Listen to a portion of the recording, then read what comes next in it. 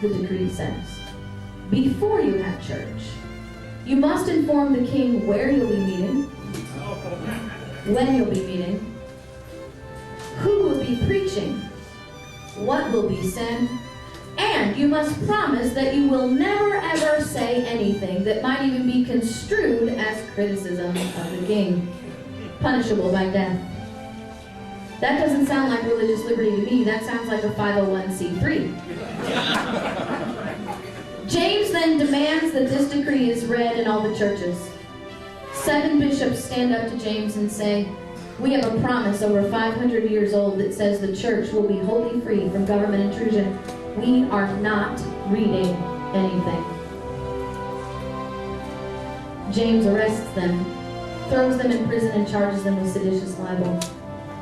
Seditious libel says you get your day in court, but truth is no defense. Interestingly enough, 7 bishops who should have died according to the law were acquitted because 2 judges refused to enforce an unconstitutional decree, and the rest of them had juries of their peers that refused to enforce an unconstitutional crime. We did not invent a jury of our peers, nor jury nullification. We inherited it.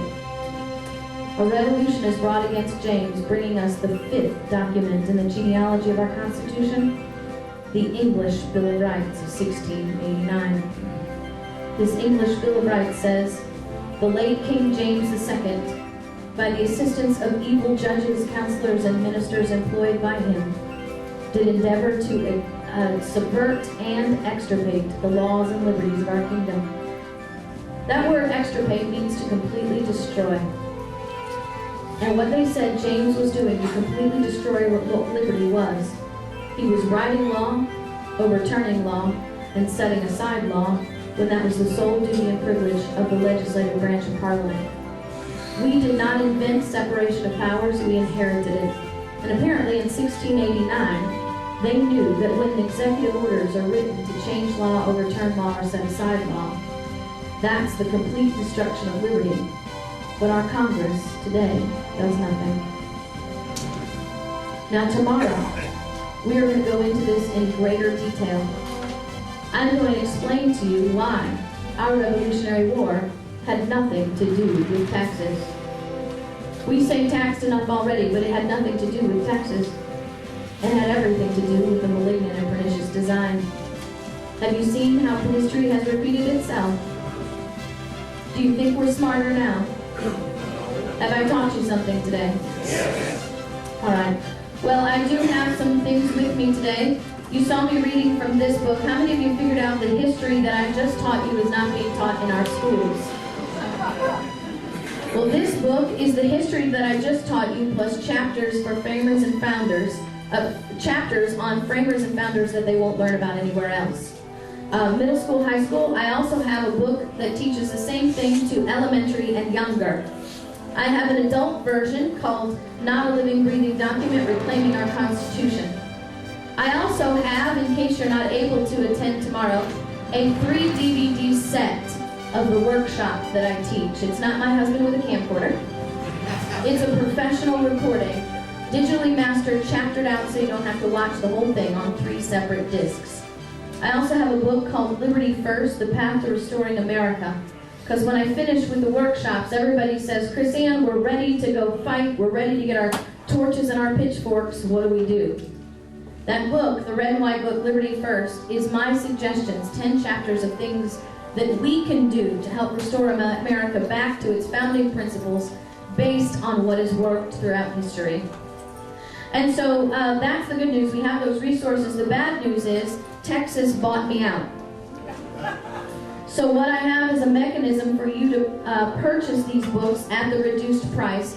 All of my books are available on my website, which is KrisAnneHall.com, KrisAnnehall.com. All of them are available, but some of them have different prices, and you have to pay shipping and handling. So because I don't have enough books, we have a mechanism for you to buy the books today. I fill out a form on my computer, and my husband mails them out to you first thing Monday morning. And you don't pay shipping and handling. I also have a radio show that runs 6 days a week, Monday through Friday and Sunday.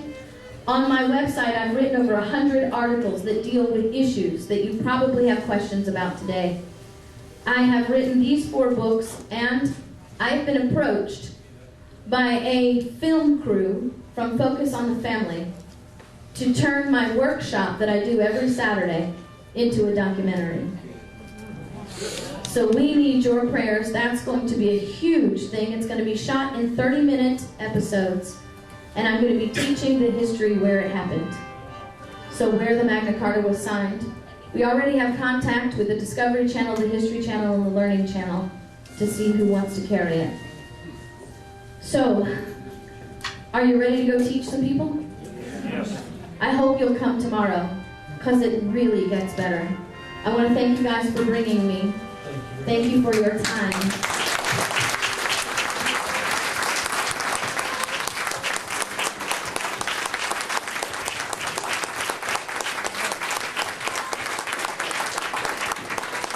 We have had one of the most excellent programs that we've ever had at High Noon today. We've learned something extremely important. I'll go ahead and sit that down for just a moment, if you would. KrisAnne makes her living by what you folks give her. So we're going to pass the basket or the hat. Where you at, Molly? The basket's right there. We're going to use the basket. We're going to pass the basket around the room. And we'll take a couple of questions while we do this. We're just about out of time, but while we're moving the basket around, please do it swiftly, and they can write checks To me. And let me mention, KrisAnne Hall. if you have another group outside this one that you think could benefit from this education, I don't charge anything for what I do. I have no speaking fees, and I don't require travel or accommodation. So there's no cost to your groups to bring me in. All I need is an invitation and a venue. You're welcome anytime. Thank Just let us you. know when you want to come Anytime. back. Yeah, come on, Joe. My name is Joe. Thank you so much for your education. I was delighted to hear that you go to high schools and teach young people. If you look out here, most of us are getting a little gray on top. Think for yourself. Yes, sir. You have a beautiful head of hair. How do the young kids react to your presentation? Well, let me tell you something. I am seeing more and more young people attend my training sessions. And last year we did 22 high schools and college campuses. This year we're going to exceed that number in the first 6 months. The high school kids respond differently than the college kids. Obviously they have a different background. I have had high school boys, who I think are my toughest audience, come up to me and say, "Miss Hall, you gave me goosebumps. Why can't we have history taught like this in school?" Now, the college students react differently. There's like a spectrum. One young man came up to me and had a debate on living, breathing document. And he left questioning everything that he thought to be true. And that's the best I could ask for. One young lady, now because I teach, I have so much to teach in a very short period of time, I don't let them ask questions while I'm lecturing. But I had one lady who interrupted me. She was pounding on her desk. And I said, okay. She said to me, as she shook both of her fists, clenched so tight that I could see her knuckles turning white. She said, "Why have we been lied to our entire education?" That's the reactions that I get. All right. Well, thank you very much for being here. Has the basket made it around? Anybody have anything else? You have any question?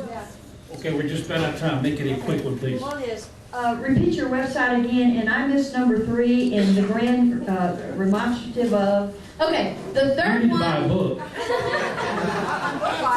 Okay, my website is KrisAnneHall.com. KrisAnnehall.com. Now, the third document is the petition